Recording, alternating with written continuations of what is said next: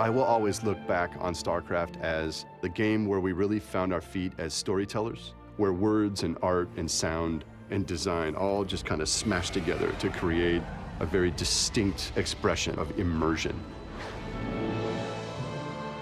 Starcraft is such an amazing universe. It's been such a part of Blizzard for so many years. Now it's just a matter of time of reflecting, taking a step back, recognizing what an amazing experience it's been and how many people it's touched. Starcraft opened up us to the world and the world to us. We're able to bring this community together that transcends age, gender, religious preference, country borders. That's really special and really powerful.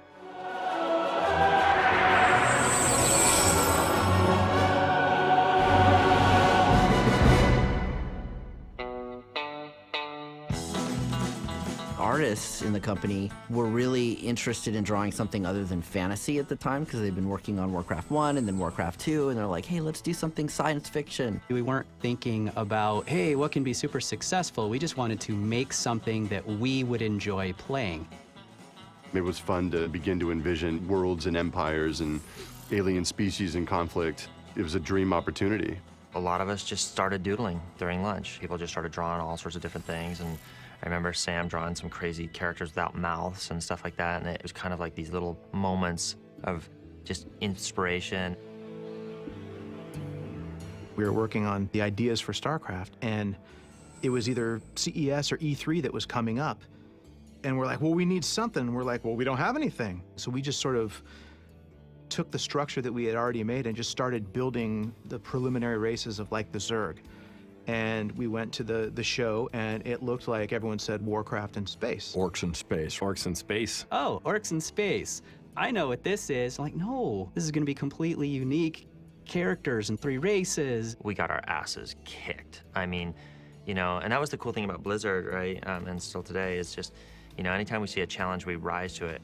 We had to go back and say, all right, what do we do to completely change the art style and everything about it to make it be its own game? Monday morning, we had scrapped the complete game, had decided that we were going to go in a totally different direction, rewrite the engine, and really start delving into the 3D aspect.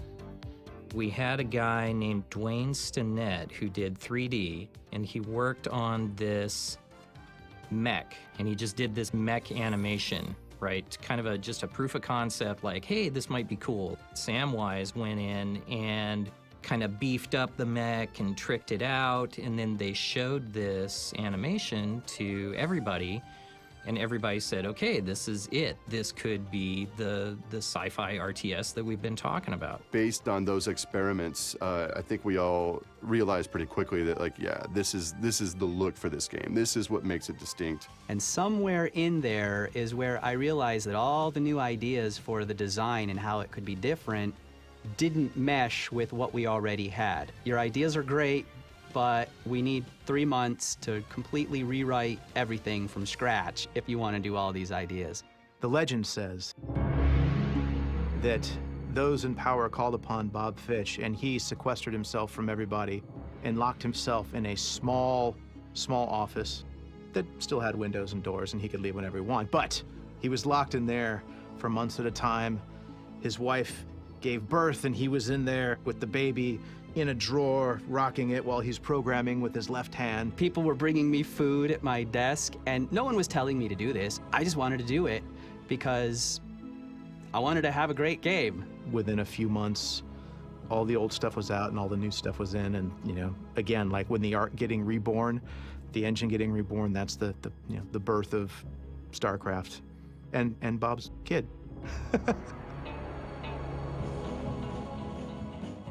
So getting Starcraft to market was pretty arduous. It was easily the hardest crunch we had done up to that time. There was a lot of balance that needed to be done. There were a lot of bugs, and at that time, we were the play testers.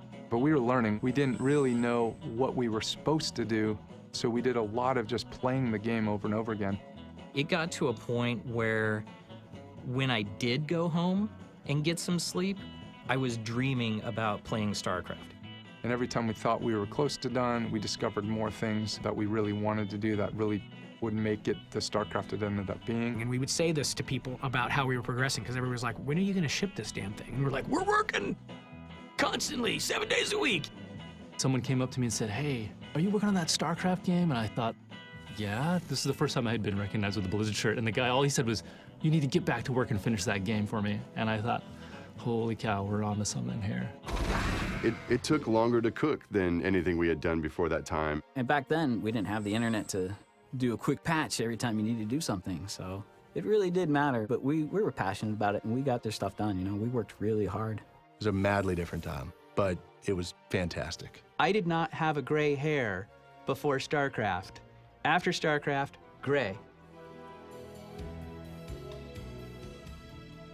Oh, I remember when StarCraft 1 came out, and it's one of the best feelings. We definitely believed that we had created something that was really special. And I remember Chris Metzen in a big meeting basically saying we just finished the greatest RTS ever made. And we all agreed and sat there and got really drunk. One of the coolest things is I went down to the QA area. You know, these guys have been testing the game around the clock for months. They were there playing the game. Wow, you guys are here playing the game. You guys could be home sleeping. That was pretty awesome.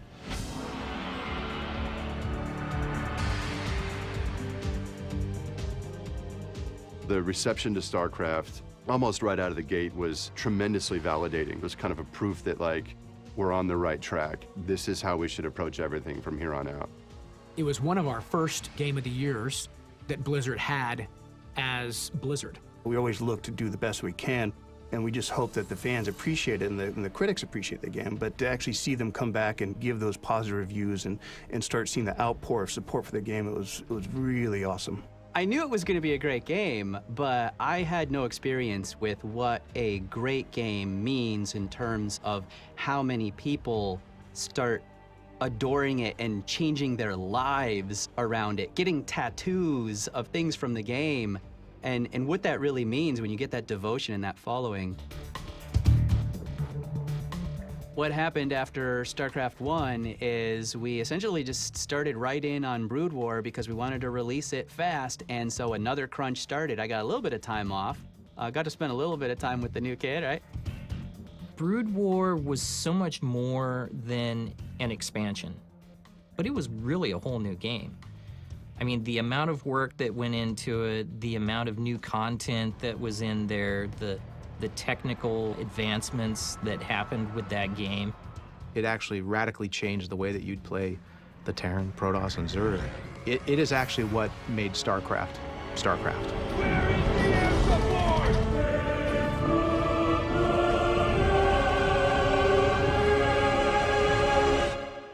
I picked up StarCraft 1 in, I think, 1999. I got my first computer ever. Came home and there was this manual that was filled with a ridiculous amount of story content and really cool art. And I ended up reading the manual for several hours first and getting kind of sucked into this crazy world. StarCraft 1 meant a lot to me. It was a game that all my friends were playing in, I think it was high school at the time. Pretty much everyone gathered together. We were doing LAN parties, playing that thing just non-stop. And it was a game that, like, I grew really close to really quickly. It was the reason I came to Blizzard. It's a huge reason for why I'm on this team. I was first introduced to StarCraft 1 in college when I was playing a lot of video games with my friends, but I noticed a lot of them were going to the computer labs playing StarCraft Brood War. And so that was my first introduction to it. I think I was in high school when the game came out, and then I was playing it a lot. I used to go to PC rooms pretty often, like after school, almost every day. Except on Thursdays, because on Thursdays, that was the first televised esport event going on in Korea. My first exposure to any of the professional stuff was seeing Korea and how popular it was there and watching them play, seeing videos of them where the fingers are moving beyond my capability of even doing my fingers right now with nothing happening, and yet they're making the game move at that speed. It was incredible. Seeing him Rain for the first time, like dodge a lurker shot, I'm like, you really can't do that, right? You can't do that. I remember like looking at programmers like, you shouldn't be able to do that, right? Holy crap, we never tested for this. It's going to crash. There's going to be a problem with the UI. There's going to be a problem with the game in general because it was so light years beyond what we ever did in testing. In Korea, they were showing Starcraft Brood War on television. The pro gamers were fully sponsored with awesome uniforms, and they had fangirls and fanboys holding up signs. It was insane. Being able to see these gamers become superstars, this was their sport, this was their thing, and they were the best in the world. Esports was born in Korea, and it was born with Starcraft.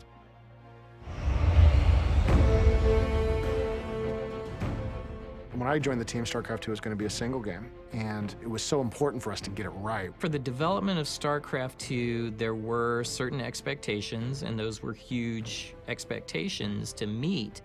But there was also, how are we going to make it different and better? We knew that the multiplayer was going to be very conservative in its approach. There was going to be a siege tank, right? There was going to be a Marine, there was going to be a Zealot. This was going to be this game. A lot of players were looking for something more from us as well, and so we felt like the campaign would be an area where we could do more. We knew that we wanted to keep Jim Raynor, Sarah Kerrigan, a lot of the classic characters from the first game, because people who weren't necessarily the super multiplayer esports fans, they were the single-player campaign fans. They're just as ravenous on this game as the multiplayer fans. You know, they want to know what's happening next, so we continued the storyline. Chris Metzen in particular, he wanted to push the storytelling to a new level, something that no other game has done. It was a big undertaking. Next thing I know, I'm sitting in script meetings where we're looking at big old thick scripts, and we're like, wow, we have completely jumped into the deep end of the pool.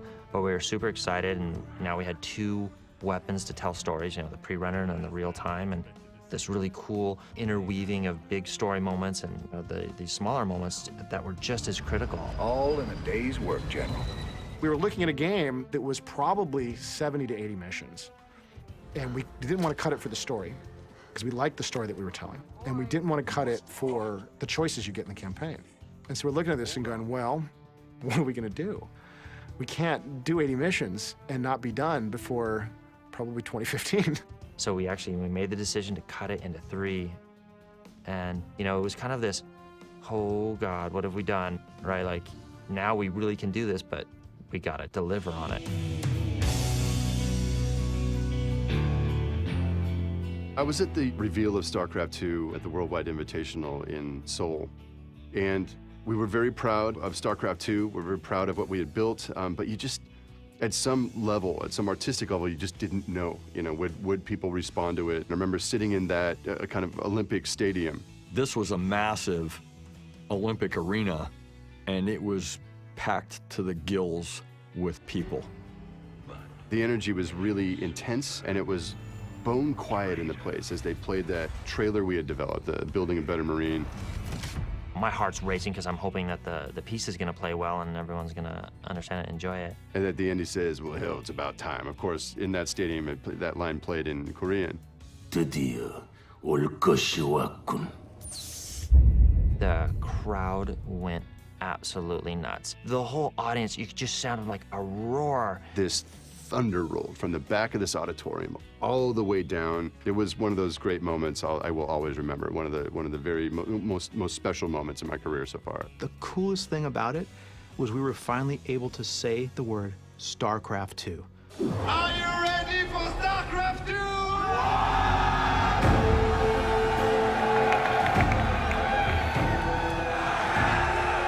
I think there was a tremendous amount of excitement in general at the company that we were finally getting StarCraft 2 out. In a way, it showed how we had found balance as a company. StarCraft 2 is one of the best things we've ever done, and I think from a sequel perspective, it's one of the best sequels I think that's ever been made, and probably the best one we've made.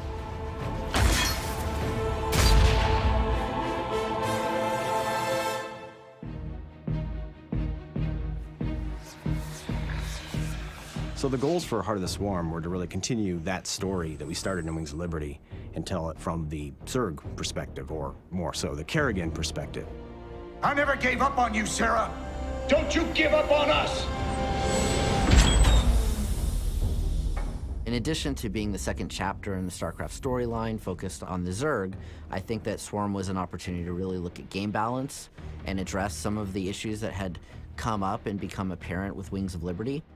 We had to kind of stop after Wings of Liberty and think about, okay, what is the Zerg perspective on this? How are we going to make it so it's not just, the old game with a Zerg skin on it? That's the last thing we wanted to do. So I think we kind of stripped everything down and we rebuilt it back up from that Zerg point of view. We wanted people to experience what it's like to play the monsters, to be the monster. We really wanted to focus it down to Kerrigan's vengeance, to her bringing the swarm together, to finding new and interesting resources, and sort of building this custom-made swarm which you could just shove down Arturus' throat. You made us all into monsters. We knew the world, we knew the style, we knew the characters, we knew the units and races. We were just continuing the story. We were at home and familiar, and we were able to just, blaze forward and got the game done in a fraction of the time that it took to do Wings. Game 3 pulls out the clutch victory. DRG breaks the curse. He is overwhelmed with excitement. Those hallucinated voice rays almost. Going into the development for Heart of the Swarm, we knew we had a game that was heavy into esports, so there was a big drive to bring a refreshed experience around the esports scene. So that was new units for multiplayer for all of our races, some new diversity and new strategies that could be utilized through those units. I think the legacy of the whole StarCraft franchise in general, really, the strongest point is going to be the esports aspect, the multiplayer aspect, the competitive nature. You and a friend going head-to-head with these aliens and cool robots and, mechs and everything. People love that. It's so geeky.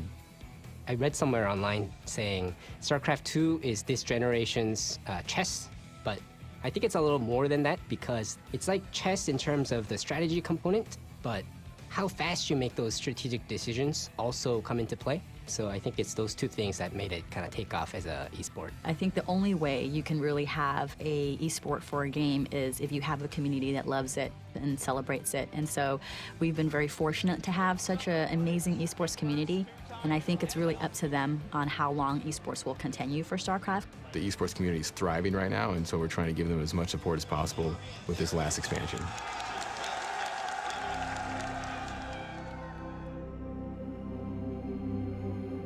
The main goal of Legacy of the Void is this is our final chapter of StarCraft 2. The secondary goal was to make sure that the Protoss had their own unique, awesome campaign. The fact that Legacy is ending with the Protoss is so fitting because you look at this ancient race and what they embody, and so much of it started there with them, and now everything is coming back full circle.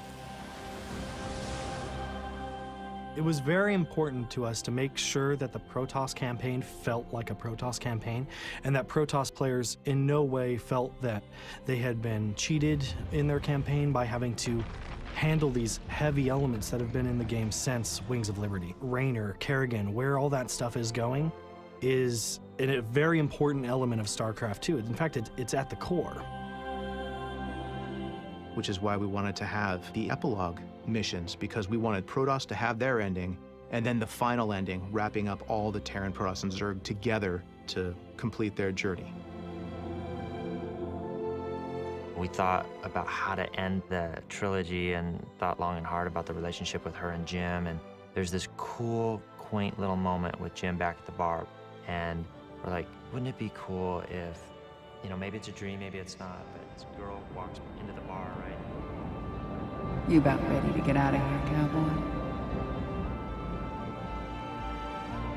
Hell, it's about time.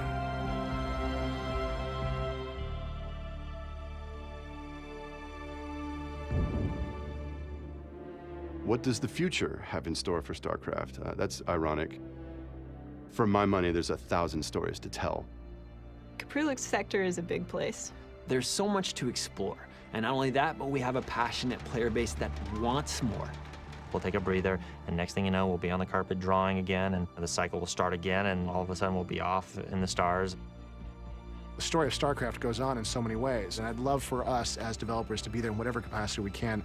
We will certainly be playing with you, at the very least, but I certainly think that, balance changes, map changes, all of that stuff we can keep doing for many, many years to come. I think StarCraft's really where we found our voice and found our confidence. It's a franchise that I'm very proud to have been part of. During the development process and all the hours that we spent playing together in the office, it became and still is my favorite game of all time. I think StarCraft to me is what started it all. It is the heart of esports for me, and it'll always be very near and dear to my heart. I loved it. I really came to Blizzard just to work on StarCraft 2, so it's been like a dream. Absolutely. Kind of a piece of me is in that game. It is like a giant family of people working together, people that are writing code, people that are doing art, and then people that are playing, loving, giving the feedback that we take in and then create the next evolution of the game. For me to have these great people working on this as comrades in arms is awesome, and it extends out to the community playing the game as well.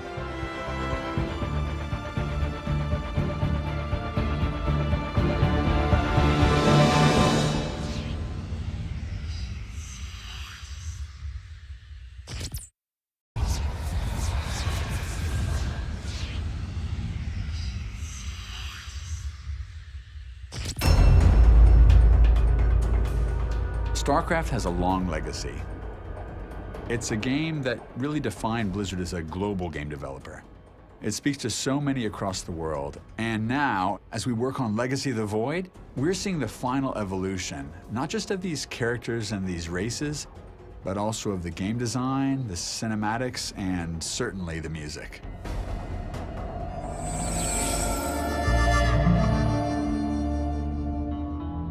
My name's Glenn Stafford. I'm a senior composer here at Blizzard. I've been here since 1993. I came on as a contractor for about a week, and then they hired me on as the first Blizzard sound guy, although we weren't Blizzard yet. Yeah. I want to say late 95, early 96 is when we started talking about StarCraft. As it shaped up, we wanted to have a distinct sound for all three of those races. Kind of a space cowboy country approach to the Terrans, contrasting with this big ethereal sound for the Protoss with choirs and stuff. The Zerg, we took a step further with using an outside contractor, at the time Derek Duke, to create this really creepy electronic vibe. Back in the 90s, I was doing the occasional PlayStation games, a lot of CD-ROM games, edutainment, some work on cartoons. I'd come across a ad for music for Blizzard Entertainment, and I was a big fan of their stuff. They wanted some sounds and some music outside the Blizzard wheelhouse. You know, they were looking for those sort of interesting textures, and that was something that I was definitely into and am still really, super into. So there, that's instant drama. I don't think Jason came on board till a couple years after that. StarCraft 1 was the first game I ever worked on at Blizzard.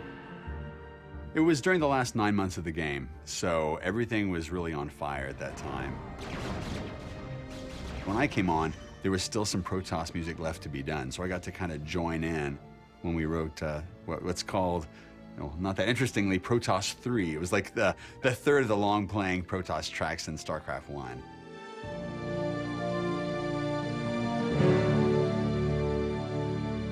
At the time, they didn't have the massive orchestral libraries that they do today, so we didn't even know what we were missing. I mean, there wasn't such a thing as saying, you're going to make this gigantic orchestral sound with only electronics.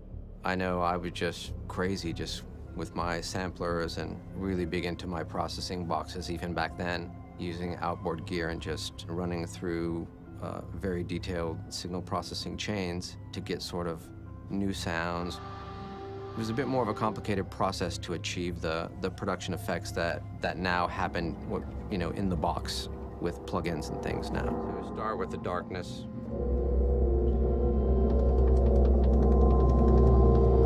And then bring in some bugs, right?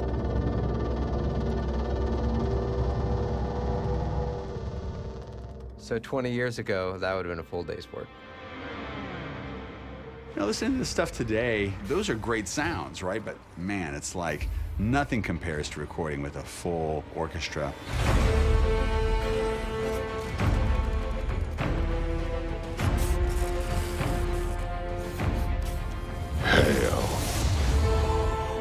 It's about time. As we ramped up for Starcraft 2 development for Wings of Liberty, the Terran-focused campaign, we had a whole kind of wide range of instrumentation, guitar heavy, even more guitar heavy than the original. You know, I did blend that with samples as well to fill it out, and also to kind of preserve a little bit of a retro legacy feel.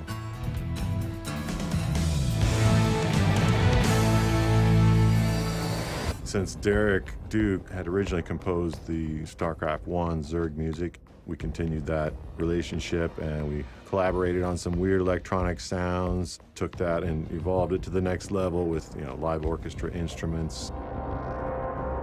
We pay attention to things like those sonic signatures of the hi-hats of the Zerg are always kind of like this kind of a sound. You know, there's certain things that are always going to be there, and that's, I think, what's going to speak to the fans.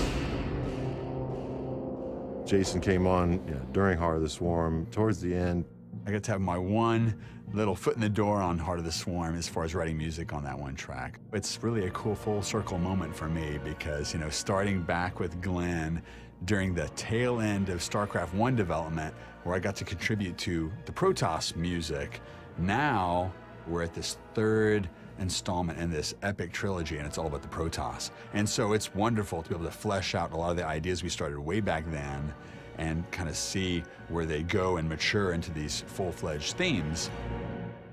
Glenn, you there? I'm here. Today, Glenn and I are working together. I'm here in my office with my setup, and Glenn is down the hall with his setup.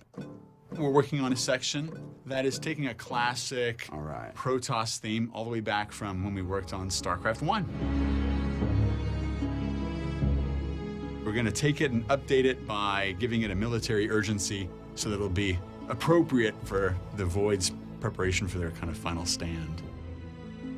The software program we use has an online collaboration technology. It doesn't take long. I mean, in a matter of just a few hours, we can have a queue up and going that sounds, you know, quite polished. So this is the classic Protoss theme.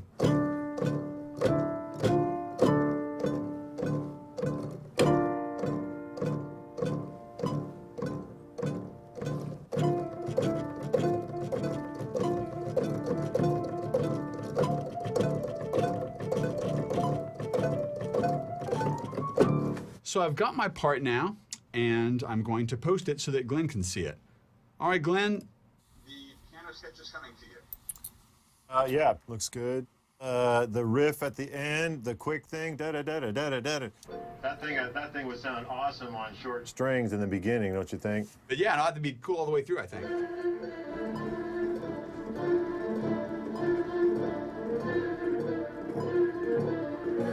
Nice. From one section to another, you know, at some point, I'm kind of leading the charge and he's helping me develop the idea. And at another moment, maybe he's leading the charge and I'm helping develop his idea. I don't worry about getting like writer's block at all. It's like impossible.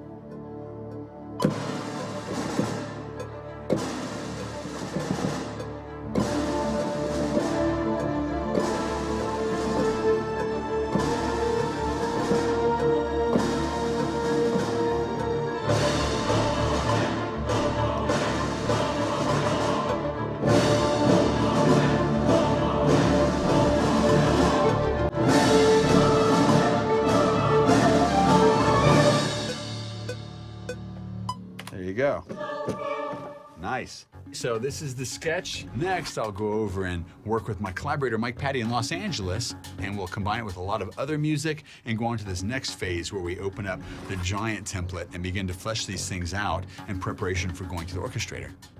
Why don't you go ahead and start that one thing, that the appropriate name, Void Action 3, the action cue there. Mike I've known for a little while. So something that has like kind of this minor, major tension to it. I originally contacted him because he had some really cool YouTube videos that would show his process, and he had this great, what we call an orchestral template. It's basically, you know, all electronic, but it's a way to simulate the sound of an orchestra, and we all deal with this issue.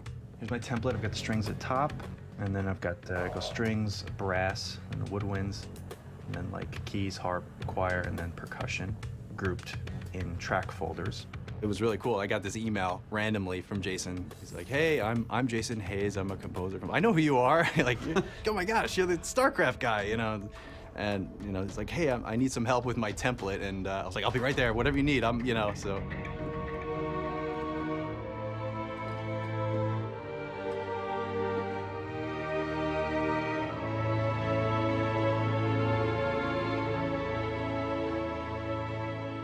So that'll be like some of the long strings, and we have short string.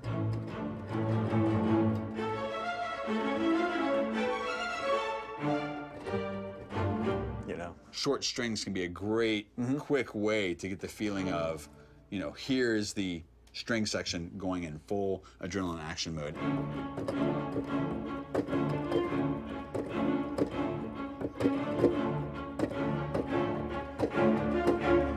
As a general idea, and then I'll record it in, and this is what it ends up sounding like.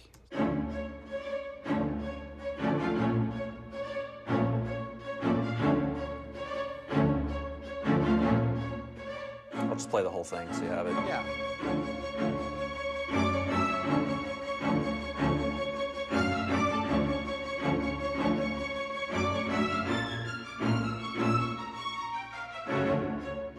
You know what's so nice about that also? It's like right there on one instrument, Mike can play that in. You know exactly what he's going for. And just the basic first steps of writing, a big patch like this with the entire range of strings, it's great for writing. Because what you played there totally suggests an attitude and a feeling for the cue, right?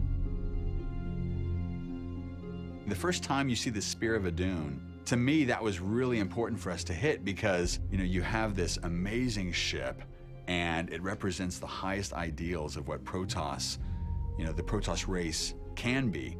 It's beautiful and it's inspiring, it's aspirational, and yeah, and it feels almost like, you know, it's like a religious experience. You're like, oh, here it is.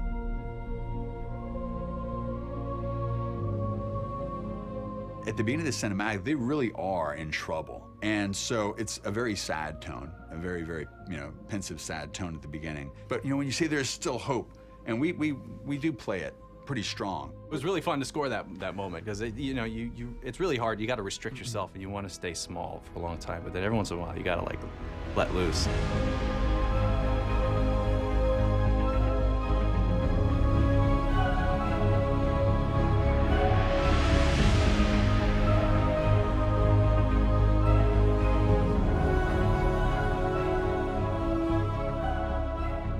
Game development's going on like a freight train that doesn't stop, and it's all happening at the same time. The designers are working on their missions and the story arc and the realization of the moment to moment as we're trying to write music. There's also this huge effort going on in the cinematics department. And Neil Acree has been working with us on the music for those simultaneously while we work on the endgame. The function of the cinematics is to create this very impactful short moment that happens after a certain amount of gameplay. Though we do try to create, you know, dynamic arcs and have it be a cohesive story, they oftentimes we're you know, trying to make a lot happen in a short period of time and have it be very impactful.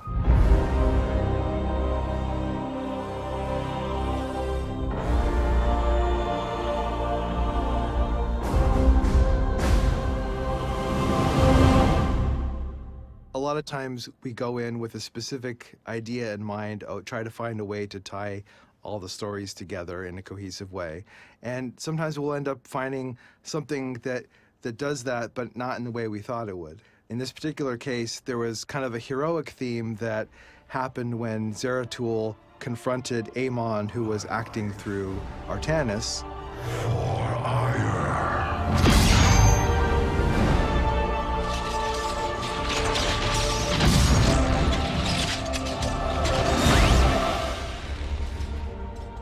I end up taking that theme and giving it to Artanis later on as Artanis picks up the gauntlet and kind of takes on Zeratul's mission.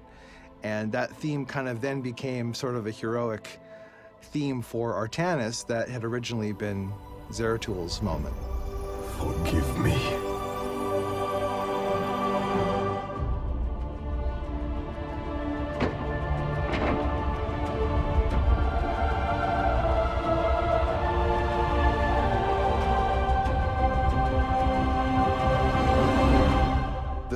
Protoss are constantly in communication through the Kala, so we wanted to find a musical way to demonstrate that. And for that, we used choir. It used to be that if we had vocals in our games, it would be, you know, me singing in a vocal booth and Glenn singing in a vocal booth. And we'd record ourselves singing this thing like 20 times, and we're not even good singers. It's pretty cool, the magic you can create doing that technique. But again, compared to a big group of professional singers, the Protoss deserve a real choir. We start with 32 voices, and we have them double track and triple track. By the end, it sounds like at least 96 players. It's all about making a bigger sound, and a space like this with the acoustics, you know, it's the best place to do it.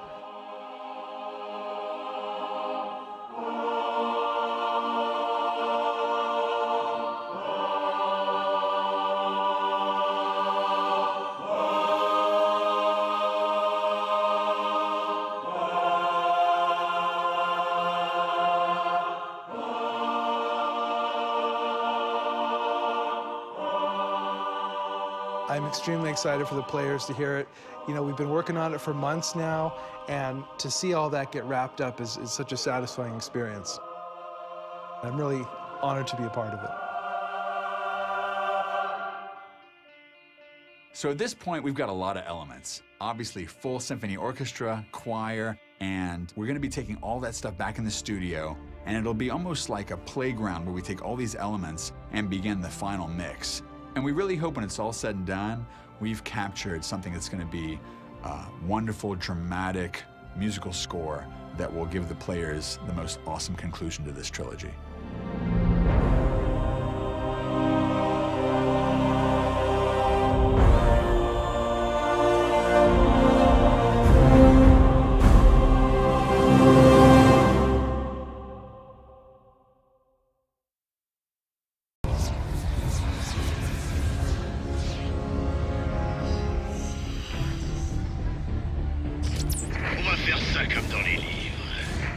Va dire ça à Phoenix ou aux millions de gens que t'as massacrés.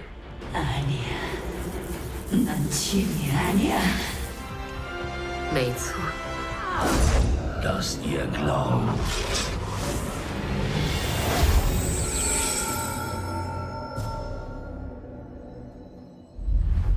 Blizzard's philosophy towards thinking globally, particularly with regard to localization, is the emphasis that we put on making sure that any player that sits before one of our games feel like it was designed especially for them, not that it was an afterthought after the original English was released. We localize Starcraft in 11 languages, and that's German, Italian, Polish, French, Castilian Spanish, Russian, Brazilian Portuguese, Latin American Spanish, Korean, traditional Chinese, then simplified Chinese. When we say localization, usually it involves cultural adaptation.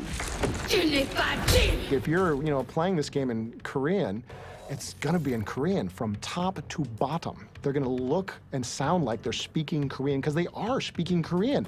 And we can go in and we can edit the text on the sign in the level. So if the level, we can actually go in there and make it say it in Korean, right there, or in Chinese or whatever. We have a vast department of people all through the Asian Pacific region, which are in our own internal offices, as well as in Europe, that are there every day working to make sure that the target language of these games is localized perfectly. The actors that we use, particularly for the speaking parts, are really quite well known in a lot of the regions, and we really think it drives home the player experience for everyone in the community. Ja. Okay. Entschuldige fürs Vorsagen. Ja. Als Voice Director ist es folgendermaßen, dass man natürlich stark involviert ist in den Prozess, die Stimmen für Rollen zu finden, festzulegen. Das heißt, man ist in das Casting stark involviert, natürlich in Absprache mit dem Lokalisierungs- und Audioteam von Blizzard. Und dann ist es natürlich auch meine Hauptaufgabe, während der Aufnahmen darauf zu achten, dass die Aufnahmen einwandfrei durchgeführt werden, dass sie sauber sind. Und natürlich das Wichtigste ist, dass die Sprecher auch die Rollen gut verstanden haben. Artanis, warte. Ich bin nicht dein Feind. Wir sollten es nicht weiter herausfordern. Super. Okay? Ja, Super. Ja, weil manchmal du springst ja in den Aufnahmen auch von einem Setting ins nächste und du kannst das als Sprecher gar nicht immer sofort parat haben, weil du ja dich vorwiegend um deine Szenen, in denen du eben auch betroffen und beteiligt bist, kümmerst. Und dann ist es natürlich wunderbar, wenn du einen Regisseur hast, der dir sagen kann, ja, jetzt ist die gerade da und dann kommen da gleich diese ganzen, was weiß ich, Untertanen, die du bewerkstelligen, wollte ich schon sagen, befehligen musst und so weiter und so fort. Und dann hast du zumindest schon mal eine Ahnung. Je ne suis pas votre ennemi. Si je peux mettre une petite césure de douleur au milieu pour être synchro. D'accord. Artanis, attendez! Alors, le jeu vidéo, la difficulté, c'est quand on a peu de données. Quand on n'a pas le scénario et qu'on ne connaît pas le personnage et qu'on entend juste un bout, la difficulté, c'est d'être créatif. Je suis venu chercher l'Exelnaga. Super. Donc, par exemple, sur ce travail-là, on avait beaucoup de données, donc c'est génial. Ça, c'est un travail qui se fait à la base, au départ, sur la traduction. C'est le bureau, c'est Blizzard Europe qui s'occupe de toutes ces traductions et d'affiner, de trouver la quintessence du personnage. Sa façon de parler, déjà, on la voit dans la traduction. Et ensuite, on l'applique en studio. Expliquer aux comédiens, voilà, tu parles de cette façon, tu t'exprimes de cette façon, parce que, pour telle raison. Et le comédien, avec tous ces éléments, va s'amuser à créer la voix finale du personnage. Eure Nervenstränge fesseln euch an seinen Willen. Man kann jeden Satz anders betonen, er kriegt eine völlig neue Bedeutung. Ich weiß, dass hier ist schon eine gewisse Starre, denn der Text ist vorgegeben, die Figur ist vorgegeben und auch das, was zu tun ist im Text zu ändern, ganz schwer, weil da sitzen die vernünftigen Leute lange drüber, bis der Text so steht. Und deswegen habe ich auch da überhaupt keine Ideen mehr, einen Text zu verändern und verlasse mich erst mal drauf auf die Erfahrung des Regisseurs und natürlich auch, was mir mein Gegensprecher, der ja im Englischen stattfindet, was der mir vorgibt. James Rayner. Ich bringe düstere Kunde. I bring tidings of doom. Zeratul. La voix anglaise est une base définitive. Aucun ne pensait, non? Ou aucun pensait? Aucun ne pensait. Aucun ne pensait. Oui, mais aucun ne pensait que ça se finirait. Ben voilà, on a l'anglais et on doit se porter à peu près sur l'émotion qu'a exprimé le comédien anglais. Go, Jim. Go. 然后你第一个走把那个八稍微再拖一点，好吧？好的。就补一个这个走八回来。走吧 ，Jim。快走。可以说，因为英文原声的声音比较欧美化，应该说，我们中国的演员声音可能没有那么宽厚，但是我是尽量能够去贴合它，让自己的就是最宽度的音域能够呈现出来。那么在情感的表达上面也是这样子的，尽量能够表现得更加细腻，能够打动人心，这样。阿托尼斯，等等，我不是你的敌人。在这个角色当中，因为 Kerrigan 是一个非常复杂的一个角色，我也很高兴，就是能够在游戏当中有这样一个非常人性化的一个角色在里面，而且可以说是非常具有传奇色彩的，所以在演绎当中，我一定会保留很多原来的那些细腻情感的。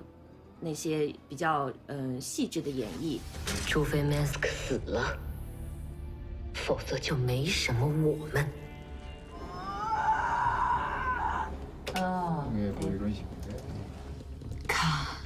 Jim. 어서. 제가 알기로는 이 스타크래프트 영어 성우분은 이제 배우인 걸로 알고 있어요. 저희는 이제 전문 성우이다 보니까. 그게 아마 이제 언어가 달라서이기도 하지만 저희가 들을 때는 Jim, are you on this frequency? Jim, are you out there? Jim, 내 말 듣고 있어? 거기 있는 거야? 조금 부드럽고 전체적으로 좀 부드럽고 이렇게 소프트한 느낌이라면 저의 경우에는 이제 캐리건일 때와 그다음에 칼날 여왕일 때 조금 느낌이라든가 음색을 좀 달리 갔어요. 그래서 캐리건일 때는 조금 더 인간적으로 뭐 대사 스피드도 보통으로 갔다면 칼날 여왕일 때는 훨씬 더 이렇게 느릿느릿 말하면서 여왕으로서의 어떤 여유 그리고 카리스마 이런 것들을 더 넣으려고 노력을 했는데 무슨 짓을 한 거야? 방법이 없었어. 그럼 피닉스는 당신이 흡수한 수백만 명은 서양 사람들이 생각하는 그 외모에 어울리는 목소리랑 그다음에 우리나라 사람들이 흔히 생각하는 그 외모에 어울리는 목소리랑 게 서로 개념이 좀 다르더라고요. 아마 나라 간의 문화 차이겠지만. 그래서 그대로 가는 거는 그 톤을 그대로 간다는 거는 로컬라이제이션이라는 의미에서는 좀 약간 의미가 퇴색할 수 있겠다 싶어서 좀 다르게 가려고 해서 좀 했었고요. 자치령 세계가 함락되고 전초기지가 파괴되고 하지만 이제 우리나라 말로 이게 단순한 소리만 입히는 게 아니라 이 게임 자체를 한국화시키는 거기 때문에 거기에 우리나라 정서에 맞게 간다면은 뭐 어울리지 않을까 그렇게 일단은 생각을 했고요. 맹스크는 잊어. 제발 좀 잊으라고. 이젠 우리 둘만 생각하자고. Sie entwickeln sich. Das müsst ihr auch. Je suis tout ce que tu as perdu. Reprends-toi, chérie. 저는 가장 큰 칭찬 중에 하나가 영화 더빙이나 게임 더빙에 있어서 그 게임 정말 재밌더라. 그 영화 정말 재밌더라가 저한테 제일 큰 칭찬이거든요. 레이너 목소리가 좋더라. 혹은 레이너 그거야 들으니까 뭐 더빙이 잘 됐더라. 그거는 전체에는 부합되지 않는 거라고 생각을 해요. 그것이 다 녹아들어서 스타크래프트 2라는 게임 자체가 유저들에게 너무너무 재미있었다라고 하는 게 제가 생각하는 최고의 어떤 그 레벨 지점이기 때문에.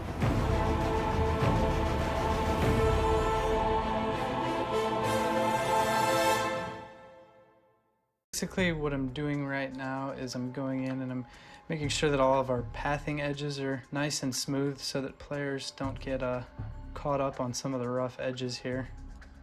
It's one of the many monotonous tasks that a video game developer must learn to endure. So this is the tech demo for the Starcraft mod. It all works just like the game, controls just like the game. And we're getting an error message, but we're gonna ignore that.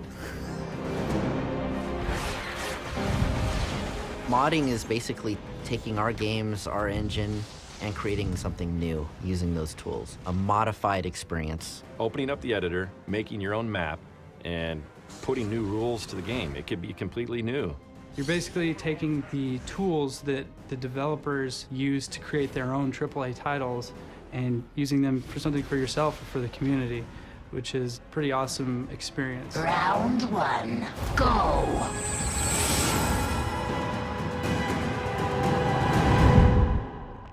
Blizzard has a long and rich history with supporting community developers, mod makers, people who can take our tool set and make their own thing out of it. Really early on in our real-time strategy game development, we made the decision to actually expose our tools, the same tools that we use to create our maps and our campaign, to our community and allow them to play around with the game and the engine and create new and unique things on their own.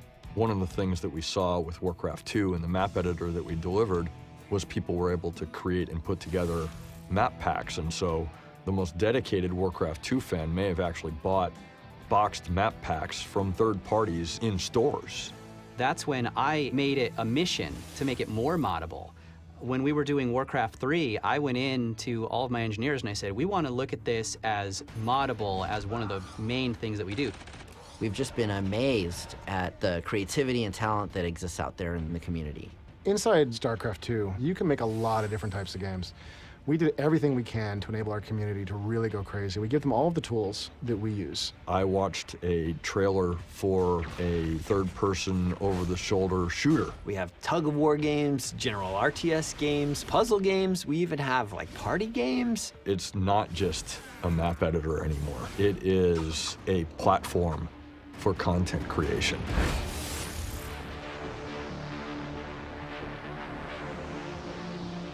What's going on? Your camera just got totally jacked up? Yes. Awesome, our first bug. My name is Ryan Winzen, and I'm the creative developer on Starcraft Universe. Alert. Under attack by enemy capital ship. Starcraft Universe is a voyage role-playing game where you're actually able to take a lot of the gameplay elements of an action RPG like World of Warcraft or Diablo and combine that with the Starcraft setting. But you're going to be able to command a ship in Starcraft Universe and fly to different planets and maintain your ship while it's under assault from enemy factions, Zerg, Terran, Protoss. Communications repaired. I just want it to be like this really epic voyage. When it's all said and done, I think it'll probably be close to 30 hours of gameplay. When I first got the StarCraft 2 editor, I noticed that there was capability that allowed you to control the camera in a third-person environment. And I quickly got the idea. I was like, you know, a lot of people have wanted to see a StarCraft-based MMO. I've thought about it since back in the day. So I just started prototyping, you know, messing around with the editor and putting some things together, and I wanted to get some feedback on what I was doing, and I guess it spread through YouTube like wildfire. We got like 200,000 hits in like 5 or 10 days. We put up a PTR to let people into the game, to experience the game mechanics, all the abilities, the progression, a lot of the enemy AI. From there, we were able to work out a whole host of technical issues, balance issues, and it really helped us to build the end game. Despite a successful test release and overwhelming praise from the public, however, Upheaval found itself depleted of minerals and Vespene gas. We were working on it for probably about 3.5 years. We were pretty much at a point where if we didn't get funding for it, we knew we were never going to have the time to finish it. So then we decided to go for Kickstarter and see what happened. With your contributions, we'll be able to eliminate a lot of the challenges of our everyday lives and focus just on creating Starcraft Universe. It was a nerve-wracking experience, and fortunately we were able to pull through and get the game funded, and now it's gonna happen. Modding, it trains you to be a game designer. All of the things you're doing as a modder, we're doing as game developers. We're building something, and you gotta make it clear so players can understand what you expect of them when they play your game, and you've gotta make it polished, and you've got to fix your bugs. You got to do all the things we're doing. It's actually a great way for us to find new talent out there. If somebody comes to us and says, hey, I want to work at Blizzard, I want to be a game designer. It's like, okay, well, what have you done? And they show up with their own mods that they've created using our tools. That looks great on a resume. If I've played your mod and it's amazing, why wouldn't we want to hire you? My name is Ryan Shooter. I'm an assistant technical designer for StarCraft. Before working at Blizzard, I created a mod called GameHeart. GameHeart, what it is specifically, is it's designed to enhance the spectator experience of the game for tournaments. The idea being that the way we were watching people play the game before is the same way that you see it as a player. And if you watch football, you don't watch it from the player's perspective. That might be cool to see every now and then, but for the most part, you want to see the overview of like kind of what's happening and get the bigger picture. So the idea was to provide people with that bigger picture. So we have things like when upgrades complete, a little pop-up will tell you like 15-second countdown, so everyone can see that it's about to finish. We allowed the observer to zoom out much further than they could before, which is actually now a default feature in StarCraft. And so we just added tool after tool after tool, and slowly tournaments started picking up until finally groups like DreamHack and GSL and those groups were picking it up. So that's when Blizzard decided to bring me on contract to make an official version that we could QA and then actually use in the WCS events.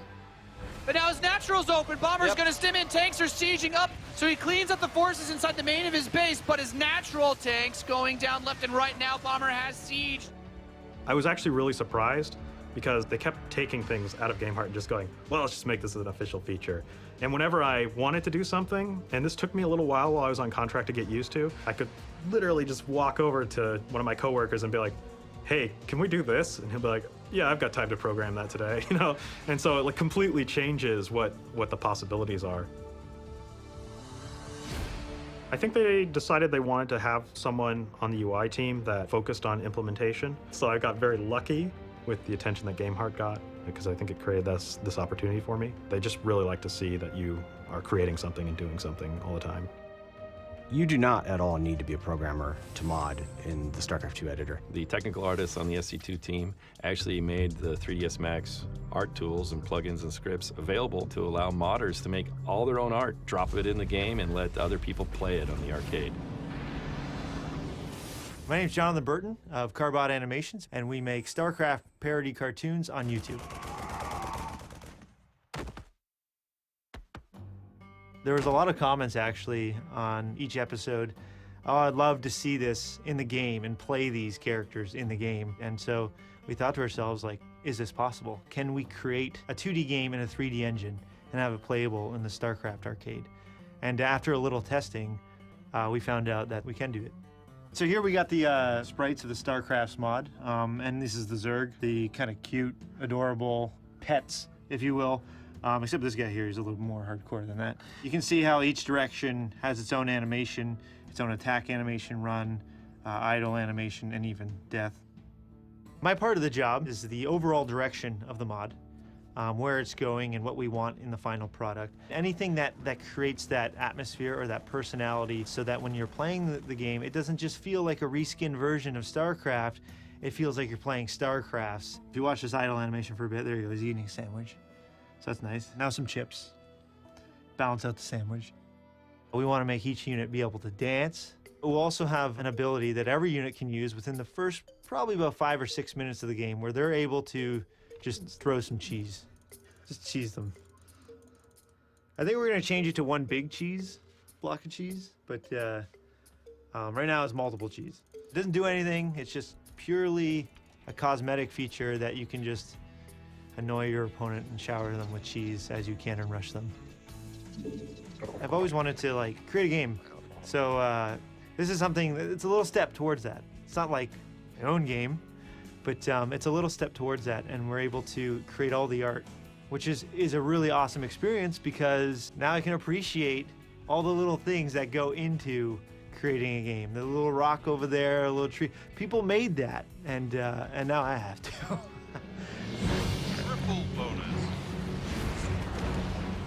People ask about the future of StarCraft 2, which I hope is a very long and thriving future, but I think a part of that future is the mod community. I think that modding is showing that it's actually a great resource for finding new ideas and finding new things that have massive potential for success. You don't understand what people are going to create with it, and you don't understand how powerful it is until they start creating things. And only after they start creating amazing things is the level of capability revealed. I feel like every week we're finding a new mod that we pass around emails internally and we say, how in the world is someone doing this? And if you talk to any of the developers, they're gonna say the exact same thing, that they're inspired by what the community does with the tools that we give them, and it's really, really exciting to see.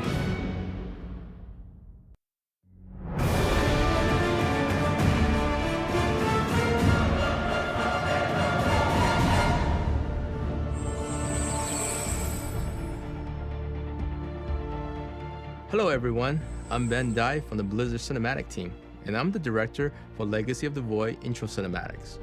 For the behind the scenes featurette, we're going to watch the cinematic, pause along the way, and talk about some of the work that goes into it.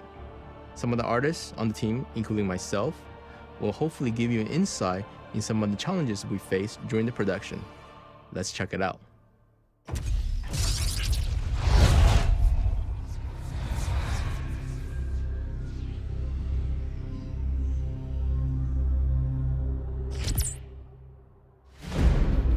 Ire is the Protoss home planet. It used to be green and very lush, but since Zerg's been occupying it for quite some time, it become a lot more desolate and war-torn. The early version of the cinematic, we had a couple of different locations, a nexus, a warp gate, but we finally decided on the battleship graveyard concept because it just really speaks to what had happened to this planet. We thought about covering the whole entire landscape insert creep at one point, but we shy away from the idea in favor of the more Icelandic, war-torn, rocky, volcanic look that we see in the cinematic now.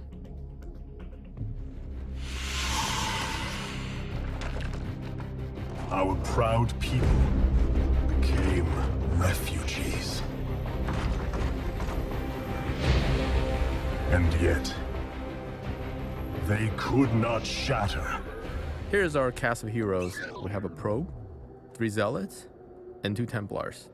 The Templars are a huge challenge for us because the complexity of his design. He has a very big headdress. On top of that, there's a collar around his neck, and all of these armors are draped in cloth, so we have to pay special attention to them when we do the cloth simulations. The zealot in the middle is the captain. I wrote a little bit of backstory for him. He's a little bit older than the rest of the team. He has a scar on his face from the previous battle. He's like a veteran. The zealot design goes all the way back to Starcraft 1. It's been updated since then through many, many iterations on the in-game model and also from our cinematics. He still had the dreads and obviously the side blades as well.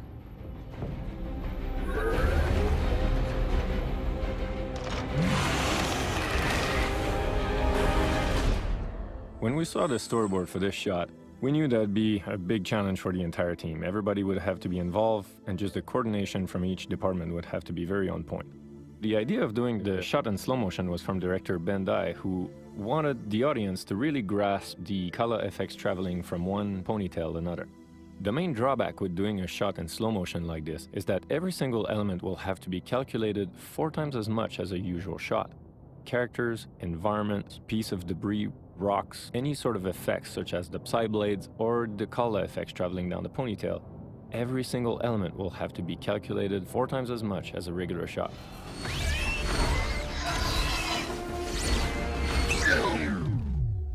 During production, sometimes we use models from previous cinematics to save on time and budget. The first appearance of this model was in Build a Better Marine, and then we featured him again in Kerrigan's Dream.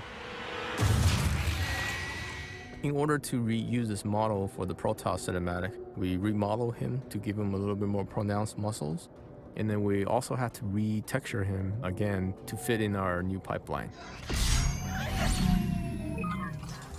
For the initial concept of the probe, before we started modeling, we went through a lot of iterations. The initial design was looking way too Terran-like, but with a lot of 2D and 3D exploration and concepting, we ended up with a really cool sports bike feel, which I think a lot of Protoss fans would actually appreciate. Creating the 3D model was a fun challenge, especially with all the moving parts and the opportunity to noodle out some of the exposed mechanical detail inside.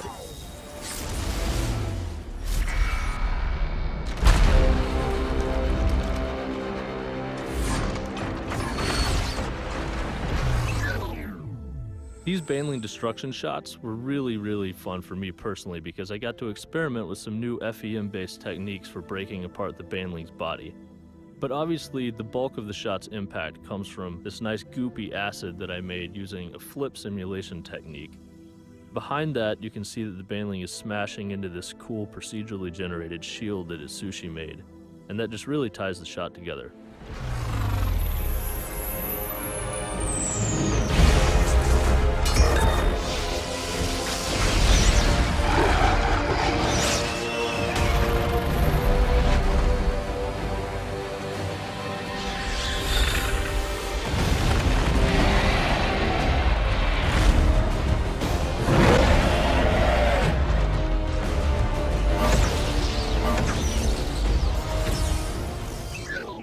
The effects team worked on 3 important moments where characters appear from nowhere or disappear into nothing. These were the Zealot warping, the Templars merging, and the Archon formation. One of the challenges of these effects was to create a robust procedural system in which we could animate the revealing of the character's surface. With this procedural system, we were able to iterate over many versions of the effects to address art direction. For this Templar merge effect, the director wanted to give it a painful feeling as the characters were eroded, torn apart, and sucked into a point in space. Using the procedure system, we iterated through many versions to achieve the best timing and speed for propagation of the Templar's erosion.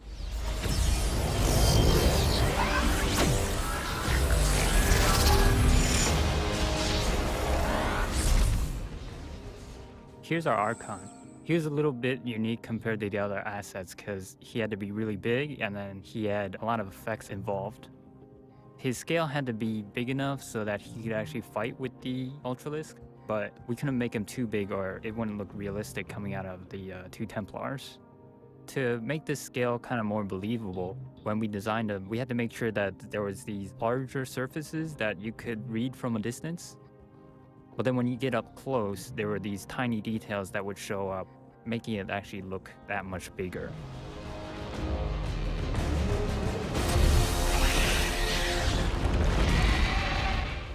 The ultimate showdown between Archon and the Ultralisk needs to feel really epic. We went through a lot of different versions of this fight. It evolved throughout the production from storyboards all the way to effects and lighting. Previs was really the key to help figure out how this fight goes down in 3D space.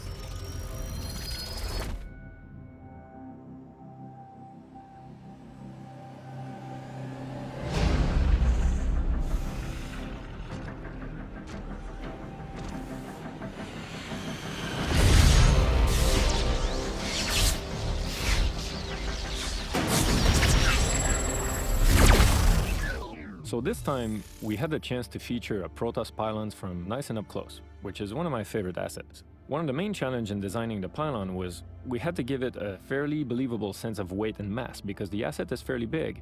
As a matter of fact, it was our third largest asset in the show, right behind the Protoss carrier and the Archon. To give it a nice sense of wear and tear on its finish, a burnt metal look was developed and applied on top of the whole pylon. Today, we retake our homeworld. Personally, I'm a big fan of Protoss. I want to create a cinematic that reflects the playing style of this race. One of the most widely used strategy multiplayer games for Protoss is called Proxy Pylon. The idea is to create a pylon behind enemy lines. Once you build it, you can warp in all your units and take your enemy by surprise.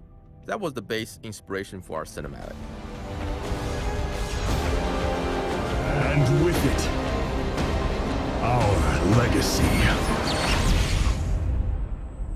I want to take this opportunity to thank everybody who worked on this project. I hope you enjoy watching this behind the scenes special, and I'll see you on BattleNet.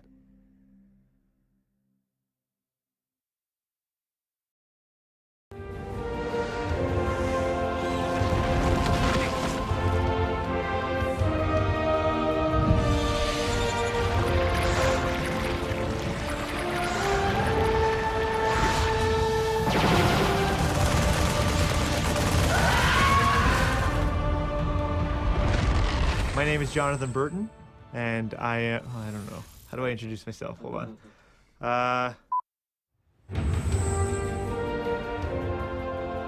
My name is Jonathan Burton, and we are at the studio of Carbot Animations. I'm the animator and the main creator behind Starcraft.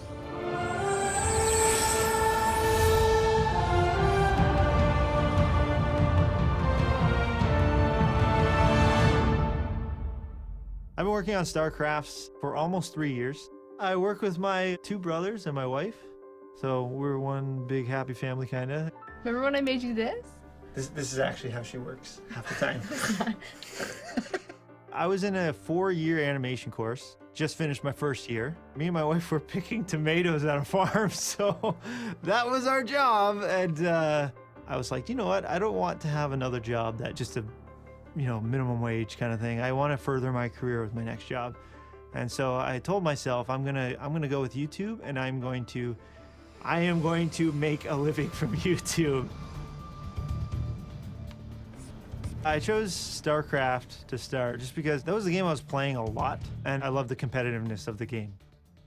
He came up to me with a sketchbook and he said, "What do you think of these designs?" And he would show me the designs of I saw the Ultralisk, I saw the Mutalisk, I saw all these other characters simplified, and I hadn't really seen anything like it before. It was really cute, a lot of personality with every single unit. I remember him starting to do it, and I was like, what are you doing? And he's like, oh, I'm just trying this out. And I was like, okay, that's cool.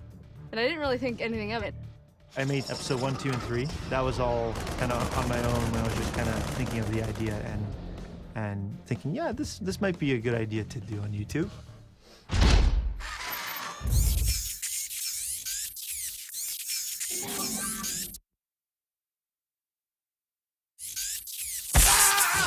When I released the first episode, probably the 6th or 7th comment was, this is complete and utter crap.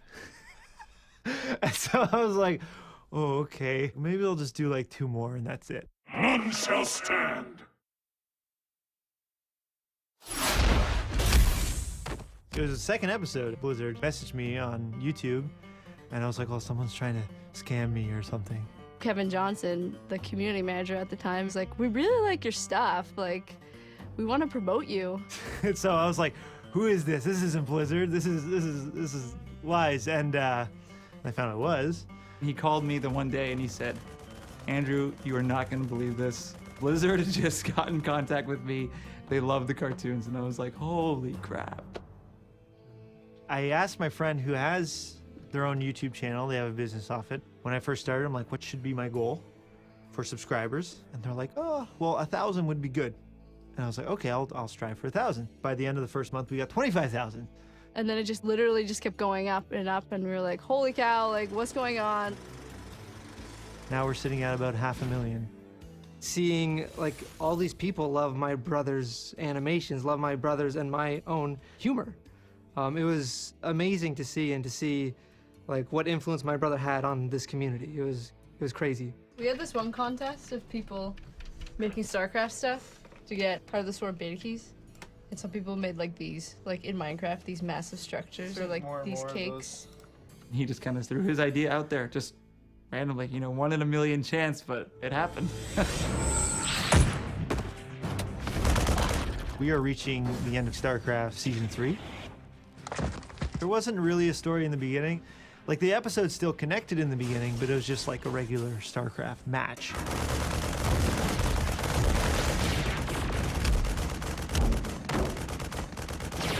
Then Season 2 was Heart of the Swarm. I even was able to start with the cinematic trailer, which was cool.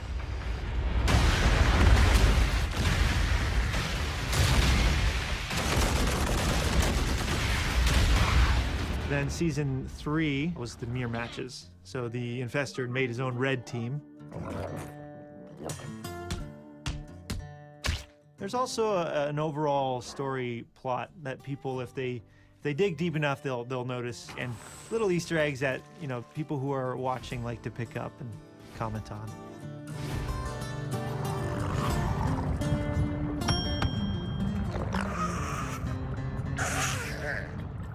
The inspiration of the style was that I knew I wanted frame-by-frame animation, so the characters need to be simple, strong shapes, but not a lot of detail. And as soon as you looked at it, you knew that, oh yeah, that's a Marine. There's no dialogue, really, so there's no language barrier. Kind of like old cartoon style, where there was no dialogue, it was just action. I wanted the character and the personality to really show. And so I guess with each race, there's a bit of a theme. The Zerg, a lot of people look at them as pets. Like, not just animals, but like pets specifically. They're animals, but cute animals like puppies or kittens. But devastating because they'll kill you. And then Terran, they're just children with guns and toys.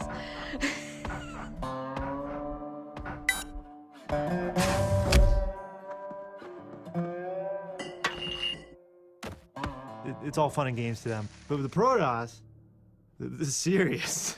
The Protoss are serious about what they're doing, and they try really hard. Do not make me. The Zealot, actually, he's kind of become a main character. I used to rage a lot in StarCraft, and so my frustrations were poured into the Zealot.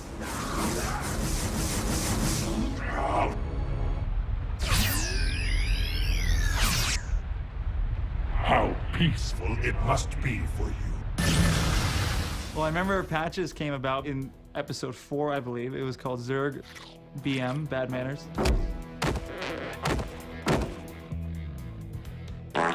And from that point on, he had a patch on his butt. And then the community called him Patches. The Zergling that took the bite out of Patches, he's still around. Every so often he coughs off a piece of that suit. I don't know if people have noticed that. As soon as like I started having reoccurring characters and stuff like that, that story continued to flush out more and more. And each season introduces a new map. So we kind of progress with maps, we progress with stories and characters. Who called in the fleet? The end has come. Let us finish this. It's beautiful.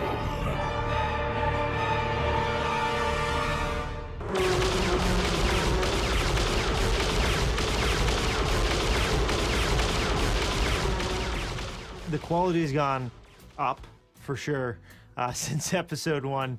That was a couple reasons. One of them was because I learned how to use the program better, which helps. Another reason was because I was still going to school at the time, and now that it is my full-time job, I'm able to spend a little more time on it. There's also my brothers, Sam and Andrew. Before all this happened, we always wanted to have something like this together. And so when all this started, I thought this was like a first step in the direction of what we wanted in the future. It took quite a long time to find out what my role should be. I did like one Starcraft episode, and then eventually after about a year, we kind of went World of Warcraft.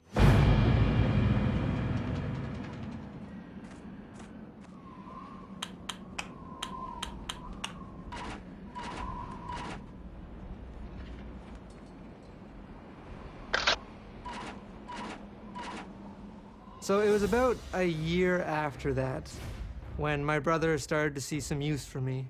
And he thought I could do the audio labor. I was like, great, I would love to be a part of this.